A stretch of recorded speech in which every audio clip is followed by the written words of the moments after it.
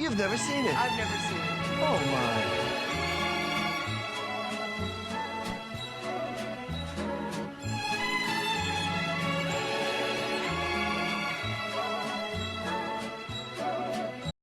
Well, against all odds, we are back again for another episode of The List. Colin, how you doing? Are you still dying? No, my respiratory infection is gone, which is great because sickness sucks and I hate it.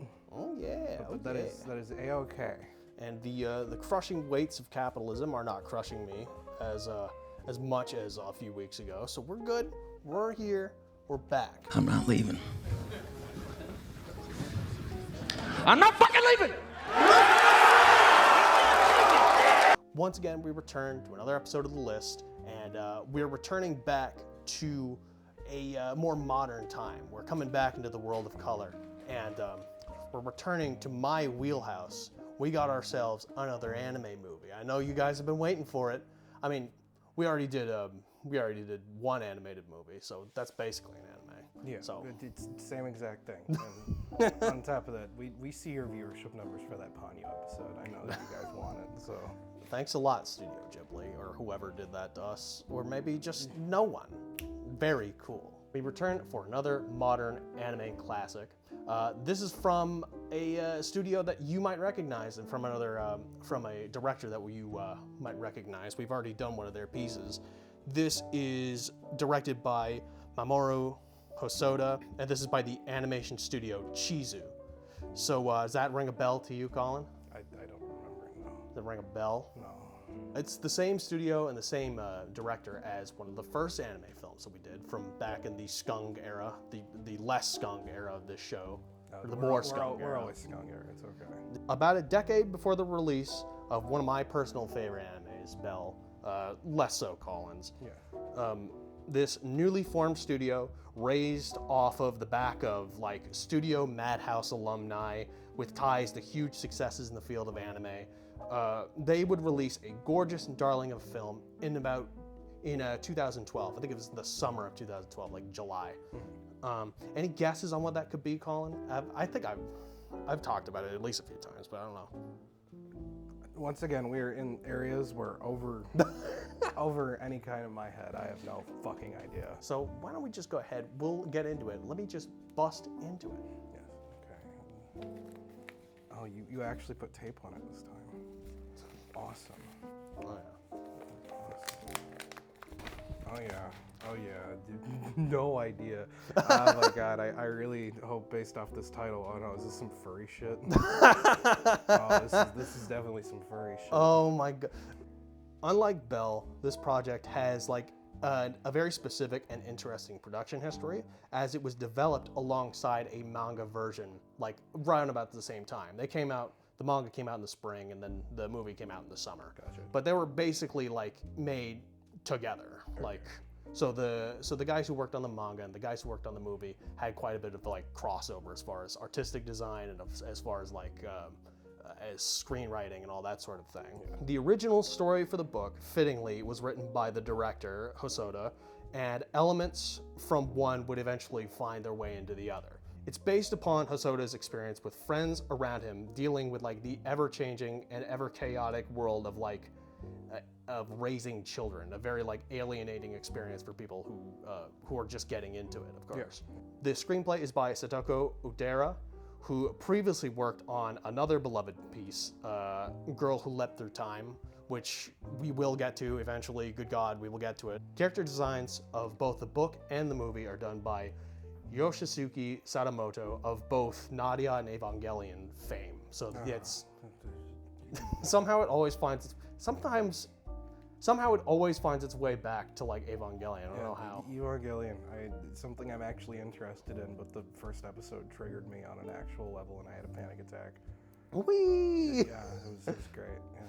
Animation heavily like inspired by old Digimon media, especially like the first season and the movie, and the art done by someone credited just as you. It's one of those things mangakas generally sometimes will not put their like full name behind something. They'll just use like a moniker, so it's just you. Strong voice cast of anime regulars from like Full Metal Alchemist, My Hero Academia and Soul Eater. Not that any of those mean anything to Colin. Have you seen any of those? No, and I don't plan on it. And I mean, the Digimon connection, if that's true, I do hope there is an Angela Anaconda sketch right before this. Because then I'll know what it is, because that's what I remember from the Digimon movie. Without any further delay, let's take a break and relax with a fantastic film. Me and Colin are going to go watch it. Why don't you guys come along with us? And we will see you on the other side. This is a story about my mother. And it's true. Every word of it. Maybe you'll laugh when I tell you. Or write it off as a fairy tale. It couldn't possibly be true. I mean, how could it? Back then, Mom was a student at a national university in Tokyo.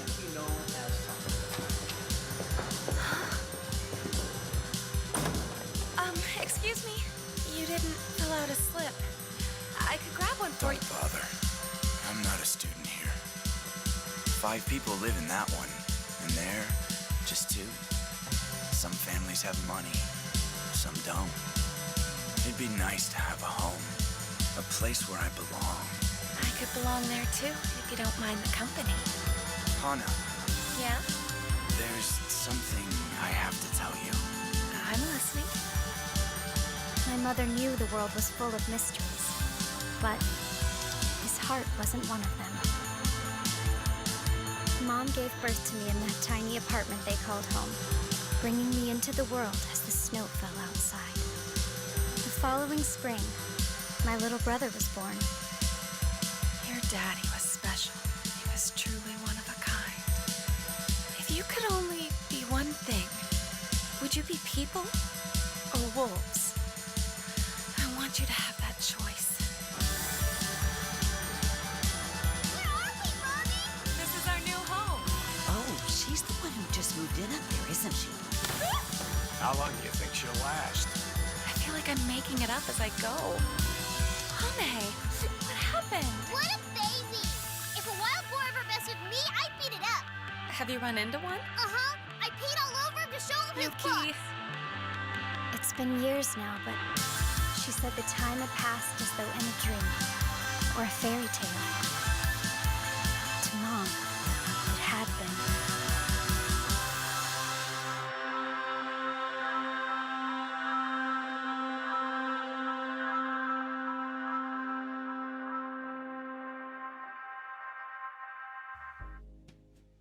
So, Colin, do you want to catch us up on the movie that we just watched real briefly? Do you want to summarize the story real quick for us? Yeah, so the plot of the film that we just watched can pretty much come down to sort of a slice of life of raising children.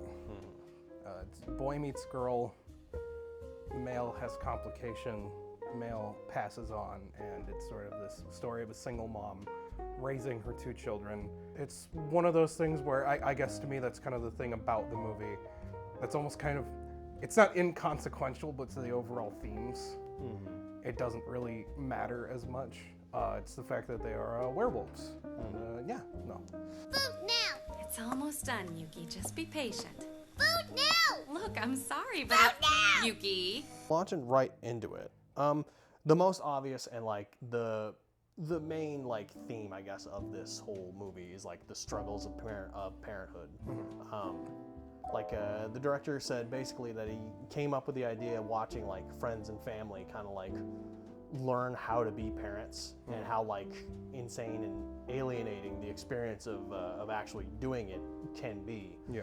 No one really prepares you for like actually raising a kid, Yeah, raising a kid, you know? There's no real way that you can prepare someone in reality. It's a situation that you're kind of just immediately shoved into, and as much as you think you can prepare someone verbally, the experience versus the actual versus just trying to tell someone what you're going to do, it's like anything in life. You know, it takes actual action for you to understand what's going to be happening to you. Should you take me to a pediatrician or a vet? It was anyone's guess. My 2-year-old just ate the insides of a silica packet. And of course, in this instance, her job of parenting is further complicated by, I think, sort of like an allegory for like a lack of understanding or like straight up like bigotry in a weird way in the way that people would treat these kids if they ever found out that they were like wolves, you know. We don't allow pets in this building, period. How many times do I have to tell you? I don't have any. I wasn't born yesterday, girl. I've heard them many a time. If you can't abide by the rules here, you're going to have to find another place to live. It's that simple. If they ever found out about that half of them, that like piece of their heritage, then they would be treated awfully and horrible things might happen to them. Yeah. And so it's always implied you have to keep that secret. And living in a city is just about impossible to keep eyes off of you. It's like trying to, I think I wrote down, city life was awful in many ways, but also tolerable just so long as you had the two parents, especially the father who could like helped like guide these kids through their early years and help guide Hannah on her like journey like into parenthood. Yeah. But then one thing happens and the father's gone, right? It was him. We'll never know what Dad was thinking that day. Maybe he was heeding the call of the wild. Instinct driving him out into the rain to hunt down fresh meat for his newborn and his mate. Either an accident or like an act of malice happens and the father dies. I think out like hunting for pheasant to like bring home to his kids, and it's just really tragic and it leaves Hannah completely alone with her kids. And so that made city life completely unfeasible. Like you have eyeballs watching all over, none of them are sympathetic to you, and everyone is judging, and there's not really like a way for her to raise these kids safely. And so she decides, I'll try to kick it out in the boonies, far, far away from everybody, and choose like total seclusion. And that also doesn't end up working for her because you can't do everything. You know, you can't know everything. You can read as many books as you like, but it won't get you where you need to go, you know? It's kind of the perfect example, I guess, of like really well executed as a concept, but not for me. I like this a lot more than Belle, which I just think is outright bad. It goes into this whole thing where it's both this whole thing of not for me, but also I just think a lot of the execution of the concepts just fundamentally don't work for me.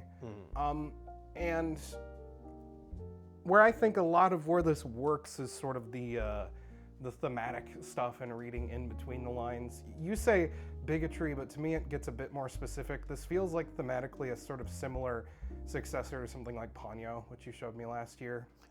What I read the kids as specifically is it's not necessarily even just a heritage thing.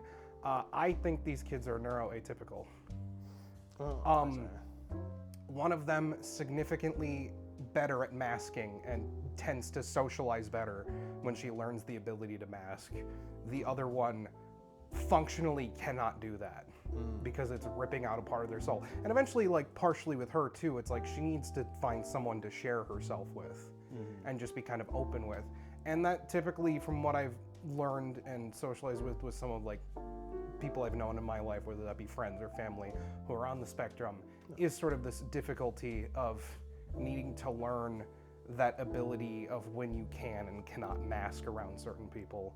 And with that, it's like, that's why you gotta move out of the social area of the city because it is this area full of triggers, all of these things. When the little boy is like much younger, he can't like function around a lot of this stuff in nature because it's very basic triggers for someone who can't stand to have a lot of stimuli around him. And it comes around like, she tried doing all this stuff like in the city, surrounded by people all the time, and couldn't hack it.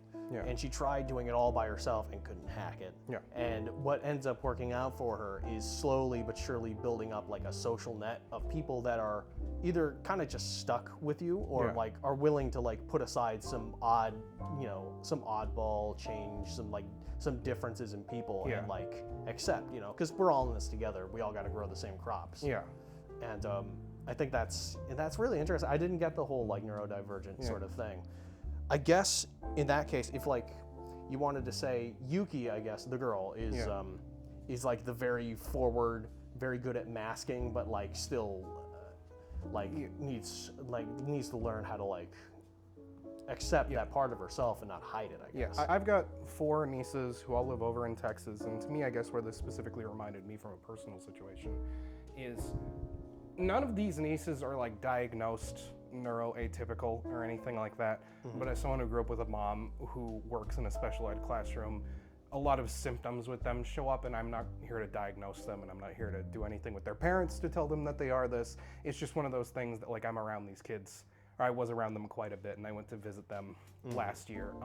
And they moved over to Texas, and then they started homeschooling because it became very difficult when they were in Oregon for them to be surrounded by a lot of these kids.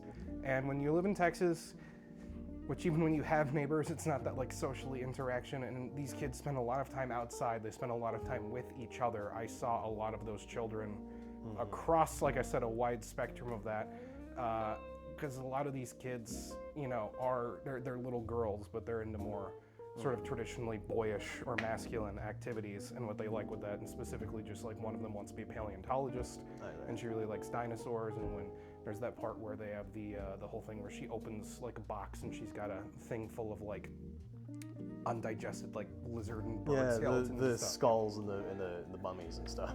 That sort of stuff very much reminded me of them, and also, especially when you're around possibly an undiagnosed kid when they're much younger and they're on the spectrum, just dealing with constantly like a lot of loud noises and not necessarily knowing how to deal with that, and the whole thing of just like they would just start crying and we couldn't make them stop at night and everything, and then that would cause the neighbors to start screaming, which would make the kid cry more. It's like I was just getting a lot of that's more the ame in the experience, I guess. Yeah. I'm sorry How about am the I noise. supposed to sleep with him crying all the damn time, huh? He's a baby. They cry.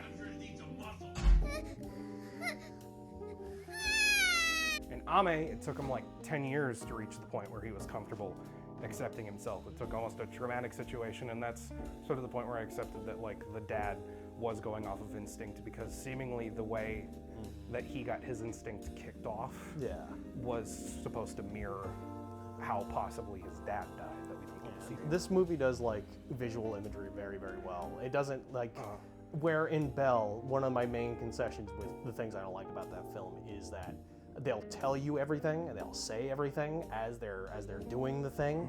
For this, they just show it to you, you know. Getting to my first criticism. I think the movie about 45% of the time does that super well. My big problem with the movie, and this is the same thing I brought up in that Belle episode, and it's the same thing I've brought up like in a lot of stuff when we've watched it, like watched some Japanese animation, is that I think the narration and that framing device is entirely unnecessary. Yeah. You could remove all of that and it would affect none of the movie. I think you could basically remove it all. I think you could get away with like some at the beginning of like your second act or whatever, and then some at the very end. And that could be, you know, a nice little framing device that doesn't get in the way. But at that point, like then it like shows up so infrequently that it almost like doesn't make a difference. I don't know, because most of the movie's main POV is showing the point of view of this mother. So then framing it as a retelling of the story from someone, but then showing all the stuff that would be a POV from the mother. Like specifically the fact that there was narration over what was ostensibly a sex scene just doesn't work to me. And that kind of just gets into, I guess, like kind of personal taste stuff that really doesn't work for me.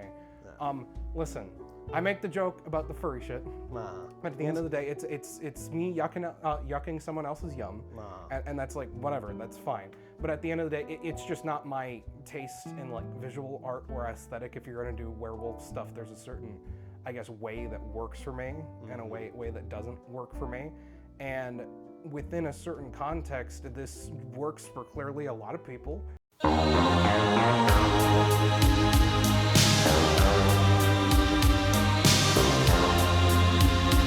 And that's fine. I just don't really like the designs. I think it's like falling into this weird kind of cutesy area that I don't think necessarily works. Yeah, that's just a taste thing. I really like how the whole werewolf thing is very fluid, and it morphs like from not just stages or like you are, you aren't. Like they said in the movie, like the whole idea of changing at midnight or changing at a a full moon is like all fairy tales and stuff. Yeah. I like that it's a fluid thing that they have to learn to control and learn how to like deal with. Yeah. And it makes for like some of my favorite like interesting animation bits. I especially like when Yuki's a little kid. Yep. And she like and she's playing out with the animals, especially when she grabs a snake in her hand, just kind of like morphs. Like I love that a lot. No, and that's completely fine. Like I said, it's more of a taste thing, and this is a hang up I guess I have. And it's sort of like one of my hang ups with like something like say Steven Universe, which him and I watched together because it's one of his favorite shows. Yeah. I have been on the internet for quite a while, and there are certain tropes that are there not only within narrative storytelling, but just visual storytelling. And there's a certain way that fetish art looks, and when I see little ticks or hints of that in other pieces of artwork, it sets off alarms in my brain, and it's really distracting to me. And I don't think this ever goes that far into it, but there are certain, I guess, design choices and way things are animated during like movement where I'm like, I really think they made the right choice with the way they designed the werewolves and their like changing, because it can highlight like very specific moments in very like specific ways. The key one that I think of is when Yuki's being chased down by her crush, basically, like who would become her crush, and she's trying to run away, and she's singing this chant in her head to like keep herself under control. Yeah. And when she's backed into a corner, she lets go of like the mask and she lets it off, but only just the sliver, you know, just her hands and her face kind of transform for a moment. And it means like you can't just. It means that you don't have to go like full all the way like commit to the wolf and let it all out all at once. It allows you to like be more expressive with it. Yeah. You know? And I get that once again from a conceptual level. It's just an execution thing that I am not a fan of the way it looks, and that is completely fine. And I guess that also gets kind of one of my other like narrative things that I guess falls into like a category of cliche that I'm not a fan of much in any modern media. I think we're at a point in time where the trope of a little boy showing that he likes a girl by physically going after her, we're past that, and we can move on to maybe giving some more positive examples to children of like not using your anger and aggression to go after people. And I don't like seeing a little boy specifically go and like almost assault a little girl, and you could say, oh well, that's children. It's like, yeah, you could say that, and that's how it's been, but that's kind of part of the problem. Yeah, I think they turn it around a little bit better towards when they like as they like more gently learn to like you said, as he's a kid, he's learning all this stuff, and he learns to more like gently approach it by like visiting and leaving stuff, and then eventually saying like, hey, I'm sorry, you know. I guess my problem is if you're going to have a character that is eventually towards the end of the movie designed for children to look up to, not saying you shouldn't have a character that has no flaws, because once again that doesn't make any sense, but maybe like if you're going to have a character that specifically kids are looking up to, maybe those flaws should be something like, hey, he's verbally picking on a kid, you shouldn't do this. Yeah. Because showing kids an example up front that like, hey, you know, if you end up like punching a girl enough or pushing her against a wall, maybe you'll like her, can put ideas in kids' heads and also culturally normalize that kind of stuff further. Because that was a trope that's been around so long that I still hear like, you know, if the little boy's picking on you or pulling your hair, that just means he likes you. Oh yeah. And I really dislike that kind of stuff. You think basically at that point where he's like literally got her up against the wall is the point where it's like, all right, that's a bit much. I think he shouldn't really be chasing after her. I think you could have found a way to more organically get them alone in a certain situation. Like outside pressures pushing them together, like schoolmates or whatever. Yeah. But yeah, no, I think so. I understand. Yeah. Again, I think they turned it around nicely towards the end. But no, it's not the problem I have where his character ends up going. It's just sort of like these are little problems I guess I have throughout it. And like I said, this isn't a thing that made me overall be like, I don't like this movie. These are just kind of little personal taste things that I am not a fan of. Like I said, certain things with the art, and that's not me dissing on the animation either. It's once again not a thing like Belle where I just overtly think the style is like hideous. It's just not my taste. I think this movie's very cohesive. Oh yeah, in like its art style. It's all very good. It looks great. That's something that almost can be taken for granted with many anime that come out nowadays. They have insane budgets. Like most of the budget goes towards the animation, obviously, and everything looks beautiful. Carrots look delicious. That pork like skewer thing that shows up so many times looks delicious. Even places like the city kind of have like all kinds of detail and beauty in them, and when they get out into the forest, when they get out into the countryside, like, oh man, everything becomes like really truly gorgeous and bright and colorful and beautiful. It's wonderful. And I think the animation style works out really good. It's like I said, it's reminiscent of like the old Digimon movie and like the early animation. No, and the Angelina Anaconda bit opening this movie was unexpectedly kind of really dark. Really appreciated that. No, it's strange. It's weird, but you know, you get past it. You know, you hit top menu on your remote and you get right past it. I mean, the thing I guess really shocks me about it is the fact that it's like they aged her up so they could really get to the core of like the Angelina Anaconda like manga. There was a lot of gore. It was really weird.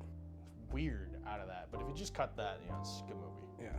I guess kind of like wrapping thoughts, where I guess I'm happy where the movie ended up going compared to where I thought it was in the beginning.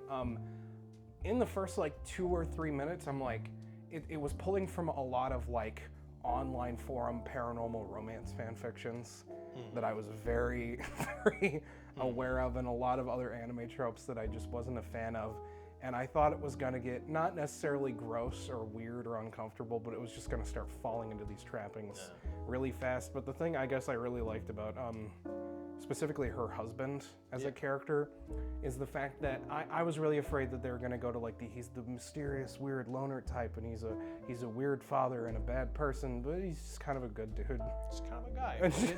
And the framing device of the movie being that it's the daughter telling the story through her mother's eyes. Obviously, you know, you get to paint everything with roses, and we don't know we don't know if or really there was any like serious flaws in his character. And that's, I guess, kind of where my problem with that comes in as like a framing device is I don't think it's necessary to the point where it's just like, once again, I think you can just cut it out, and I think it would overall improve the movie to just have more of a straightforward.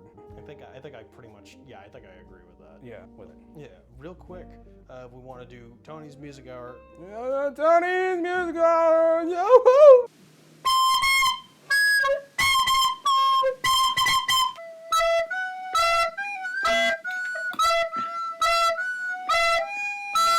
Colin, let me ask, how did you like the music? Did it like stand out at all for you? It felt like score to me, and that wasn't something. That's not me calling it bad. It was just not as much like a standout for me. Yeah, I guess. It's music by Masakatsu Takai. Yeah. Masakatsu Takai, excuse me. He's a really cool dude. He does lots of like this and like the next 2 Studio Chizu movies. Yeah. I don't think he was on for Bell. Those are basically his like main standouts. Aside from that, he's, I guess, relatively indie. I haven't taken the time to like really look into it, but it has a Bandcamp that has all kinds of music just like this. Yeah, check out the Marginalia collection on his Bandcamp if you want like super spacious, super like, kind of feels like some mad lad dragged a grand piano out into the fucking middle of a forest or like some country town and just like scored stuff happening. Cool. Yeah, no. It's really good. It stays out of the way when it needs to, and I don't mean that to be like mean. No, and like I said, I wasn't trying to say like, oh, it sounded like score to me. It just wasn't. It was doing the job that a musical score in general I think should be doing, unless it's trying to be showy, which is it's not getting in the way of the story being told to the point where I wasn't really noticing all that much. Not showy, but also not just serviceable. Yeah. Really good. No, I'm sure it is good. I just wasn't really looking for it. But yeah, I think that basically wraps it up. We touched on like heritage, and we touched on like community, and we touched on a connection I didn't think I'd see, which I'm glad that I brought you along with me to see this, because I never would have thought about it like that, as far as like neurodivergence. It's really interesting. And like I said, I guess I think that in a way almost spiritually connects it to like Ponyo, which we had watched earlier this year, and you brought up was very much intentional on the part of the filmmakers. So yeah, so I think, that's just about it. If you haven't already, please go out, watch the movie, take a chance, give it a shot. And I will see all of you guys. We will see you on the next episode of The List, coming out real soon.